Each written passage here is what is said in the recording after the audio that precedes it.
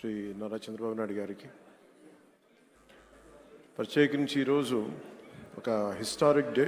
అసెంబ్లీలో కొన్ని దశాబ్దాల పోరాటం తర్వాత వర్గీకరణని ఈరోజు చాలా విజయవంతంగా బిల్లుని ప్రవేశపెట్టి దాన్ని సాధించిన ఘనత గౌరవ ముఖ్యమంత్రి శ్రీ నారా చంద్రబాబు నాయుడు గారిదా. అలాంటి సక్సెస్ఫుల్ రోజున ఈ రోజున శాసనసభ్యులందరూ ఈ క్రీడా సమ్మేళనం తాలూకు మన ప్రైజ్ డిస్ట్రిబ్యూషన్ కానీ అలాగే ముఖ్యంగా ఈ కల్చర్ ప్రోగ్రామ్ చూస్తే నాకు నేను చేసిన గబ్బర్ సింగ్ సినిమాలో నా పోలీస్ స్టేషన్ సీన్కి వచ్చింది. చచ్చిపోయాను నిన్న. అంటే నేను ఎప్పుడు నా లైఫ్లో ఇన్ని దశాబ్దాలు అంటే మనకు కొంచెం మన అసెంబ్లీలో ఇన్ని దశాబ్దాలుగా ముఖ్యమంత్రి గారిని మన నారా చంద్రబాబు నాయుడు గారిని చూస్తున్నప్పుడు ఎప్పుడు ఆయన ముఖం ఇంత నవ్వుగా నేను నా జీవితంలో మన ఎవరూ చూడలేదు. అసలు ఎప్పుడు అంటే అంటే నవ్వే పరిస్థితులు ఉండవు.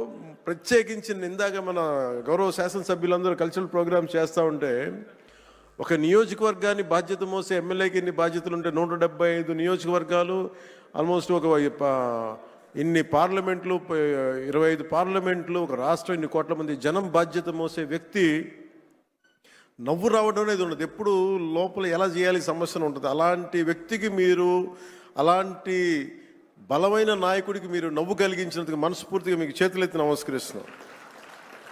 ఒక సింపుల్గా చెప్పాలంటే మీరు చేసిన performance simple I can say wow. అసలు ఎంత ఆనందాన్ని ఇచ్చిందంటే నేను మర్చిపోయాను. అసలు అంటే నేను ఇంటికి వెళ్ళి కూడా కొన్ని రోజులు నవ్వుకునే పరిస్థితి ఉంది నాకు. అంటే ఇది ఎంత అంటే ఇది మన ఒక్కళ్ళకి ఆనందం కాదు. ఇది శాసనసభ్యులు అంటే ఎప్పుడు వ్యక్తిగత కక్షలు, గొడవలు, అరుపులు, కేకలు అన్న సంస్కృతి గత 5 సంవత్సరాలుగా చూసాం. అలాంటిది మనందరం విభిన్నమైన పార్టీలకు చెందిన వాళ్ళం, అందరం కలిపి ఎన్డీఏ కూటమి. అలాంటి ఇదే వేదిక మీద అనుకుంటగా మన ఎన్డీఏ కూటమి మొత్తం ఆ రోజున పురంధేశ్వరి గారు కానీ నేను కానీ అందరం ఆ రోజున గౌరవ ముఖ్యమంత్రి గారిని ప్రతిపాదించినప్పుడు ఒక కొత్త ఆశ కలిగింది. రాష్ట్రానికి 5 కోట్ల మంది ప్రజలకి, దేశానికి ఒక బలమైన, ఒక సమర్థవంతమైన నాయకత్వం ముందుకు వచ్చింది నడిపించడానికని. ఈ రోజున సమర్థవంతమైన నాయకత్వమే కాదు, ఆనందాన్ని పంచే నాయకత్వం కూడా శ్రీ నారా చంద్రబాబు నాయుడు గారిలో చూసాం. అసలు ఇలాంటి వేడుకని ముందుకు తీసుకెళ్లిన వ్యక్తి సహజంగానే ఆయనలో ఉండే ఒక గ్రేట్ హ్యూమర్ ఉంటుంది, హాస్యశీలి. శ్రీ చింతకాయ మన గౌరవనీయులు స్పీకర్ శ్రీ చింతకాయల అయ్యన్న పాత్రుడి గారి పాత్ర ప్రశంసనీయమైంది. ఎందుకంటే ఆయన కనుక పూనుకోకుండా కానీ ఉండుంటే ఇంత ఆనందాన్ని మనకి లభించే అవకాశం ఉండేది. మనస్ఫూర్తిగా చింతకాయల అయ్యన్న పాత్రుడి గారికి మనస్ఫూర్తిగా సందర్భంగా నేను ధన్యవాదాలు తెలియజేస్తాను.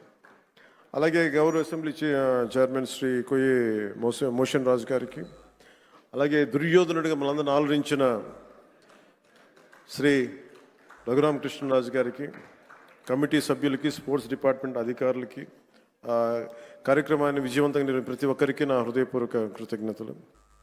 ఈ 3 రోజుల పాటు మన శాసనసభ్యులు cricket, tennis, shuttle, volleyball, kabaddi, athletics, tug of war అనే క్రీడల్లో ఉత్సాహంగా పాల్గొనే క్రీడా స్ఫూర్తిని ప్రదర్శించారు. నాకు దురదృష్టవశాత్తు ఏంటో నేను ఎప్పుడు నా క్రీడలు నాకు తెలియదు చిన్నప్పటి నుంచి కూడా. మొట్టమొదటిసారి నాకు కూడా ఒక ఆశ కలిగింది, నాకు కూడా చేయాలనిపించింది. మేము వచ్చే సంవత్సరం ఒక ప్రయత్నం చేస్తాను. ఈ పోటీలో విజయం సాధించిన సభ్యులందరికీ నా హృదయపూర్వక అభినందనలు. మీరు చూపించిన సహనశీలత కానీ, పట్టుదల కానీ, ఇది ఏదో సరదాగా ఇవన్నీ కంటే కూడా మనందరి మధ్య ఒక స్నేహపూర్వకమైన వాతావరణం, అంటే ఏదన్నా సమస్యలు వస్తే కలిసికట్టుగా పోరాడే ఒక ఐక్యతనిచ్చింది. అది నాకు చాలా చాలా ఆనందాన్ని ఇచ్చింది. అందరం పార్టీలకు అతీతంగా మర్చిపోయి సీనియారిటీ, జూనియర్ని తారతమ్యాలని మర్చిపోయి అసలు ముందు తీసుకెళ్లిన విధానం, ఈ స్ఫూర్తి ఒక ఆంధ్రప్రదేశ్కి కాదు భారతదేశానికి కూడా ఒక స్ఫూర్తి అని మనస్ఫూర్తిగా నాకు నిజంగా చాలా ఆనందంగా అనిపించింది. అలాగే దీన్ని ముందుకు తీసుకెళ్లిన ప్రతి అంశాన్ని ముఖ్యంగా ముందుకు తీసుకెళ్లిన ఎమ్మెల్యేస్ అందరికీ కూడా స్పోర్ట్స్ అథారిటీ, ఆంధ్రప్రదేశ్ క్రీడా సాధికార సంస్థ ఈ కార్యక్రమాన్ని విజయవంతంగా అందించిన సహాయానికి నా హృదయపూర్వక కృతజ్ఞతలు తెలియజేస్తాను. క్రీడా మైదానంలో ఏర్పాట్లు కావచ్చు, అవసరమైన క్రీడా సామాగ్రి, క్రీడాకారుల సౌకర్యాలు వంటి అన్ని విషయాల్లో వారు చేసిన కృషి చాలా చాలా ప్రశంసనీయం. శాప్ అధికారులు, కోచ్లు, మరి సిబ్బంది మన అందరి తరపున ప్రత్యేక ధన్యవాదాలు తెలియజేస్తూ, మీ అంకిత భావం వల్ల ఈ రోజున క్రీడా సమ్మేళనం ఇంత విజయవంతంగా సాగింది. ఈ సమ్మేళనాలు విజయవంతం చేసిన ప్రతి ఒక్కరికి నా మనస్ఫూర్తిగా అభినందనలు తెలియజేస్తూ, ఈ పోటీలో పాల్గొన్న ప్రతి ఒక్కరికి నా ప్రగాఢ అభినందనలు తెలియజేస్తూ, విజేతలకు మరొకమారు శుభాకాంక్షలు తెలియజేస్తూ, మనందరం ఈ స్ఫూర్తిని, ఈ ఆనందాన్ని ముందుకు తీసుకెళ్తూ ఈ ప్రజా సంక్షేమం కోసం, ఆంధ్రప్రదేశ్ అభివృద్ధి కోసం గౌరవ ముఖ్యమంత్రి గారి స్వర్ణాంధ్రప్రదేశ్ 2047 దిశగా అందరం అడుగులు వేయాలని, ఈ కనీసం నేను ప్రతిసారి పదే పదే చెప్తాను, ఈ ఆనందం కనీసం స్థిరత్వం ఇవ్వాల్సిన ఆనందం, కేవలం మనం ఈ రోజున ఆనందంగా ఉండటమే కాదు, ఈ ఆనందాన్ని వచ్చే కనీసం 1.5 దశాబ్దం పాటు మనందరం కృషి చేసి ముందుకు తీసుకెళ్తే తప్ప ఈ గాడి తప్పిన ఈ రాష్ట్రాన్ని గాడి పెట్టాలంటే కనీసం 15 సంవత్సరాలు కనీసం పనిచేయాలి.